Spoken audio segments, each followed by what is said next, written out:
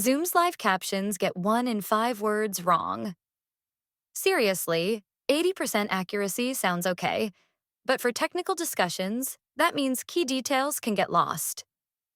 Your voice, background noise, speaking pace, and jargon all affect it.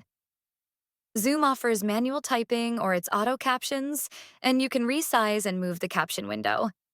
WebEx is betting big on its AI for transcription, trained on meeting content, so it often handles specialized terms better. It also shows who's speaking right in the captions and has a profanity filter. A cool touch. Captions vanish if no one speaks for a bit. Plus, WebEx can translate captions into over 100 languages with an add-on. Keyboard navigation? Zoom shortcuts are pretty intuitive. WebEx focuses on making everything accessible via keyboard and lets you customize shortcuts. Both platforms work with screen readers like JAWS and VoiceOver, announcing who joins or leaves and reading chat messages, though complex features like polls can still be a bit iffy. Post-meeting, Zoom provides editable text transcripts.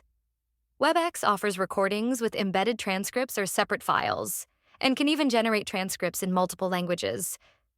So, when's Zoom better?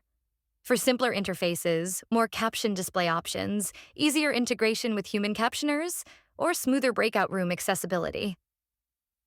WebEx often wins for enterprise compliance, more accurate AI captions on technical stuff, live multilingual translation, and that handy speaker ID and captions. Ultimately, while the platform choice is important, how you actually run your meeting, speaking clearly, describing visuals, enabling captions by default, makes the biggest difference for true accessibility. Always test your setup.